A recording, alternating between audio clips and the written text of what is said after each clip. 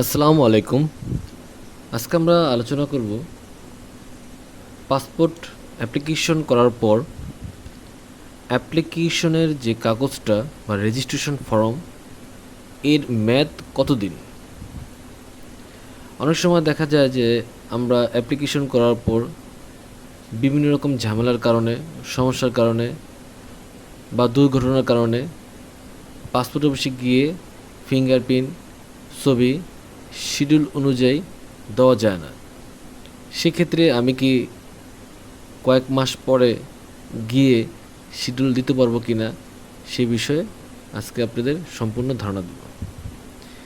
Application করার পর আমাদের যে সামারি পেজটা প্রিন্ট হয়, এই সামারি পেজের নিচে আপনার লেখা থাকবে, একটা বারকোড থাকে, বারকোডের নিচে দেওয়া থাকে রেজিস্ট্রেশন এক্সপায়ারেশন ডেট, অর্থাৎ এই অ্যাপ্লিকেশনের সর্বশেষ ডেট এখানে উল্লেখ করা থাকে।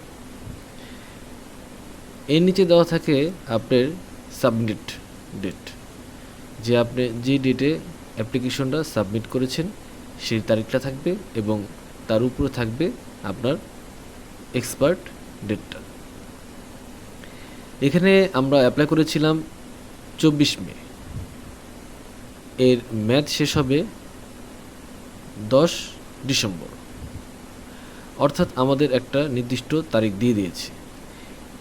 এই 10 ডিসেম্বরের পরে আমরা এই ফর্মটা এবং যে চালানটা আমরা পে করেছিলাম পেমেন্টের, সেই চালানটা সবই বাতিল বলে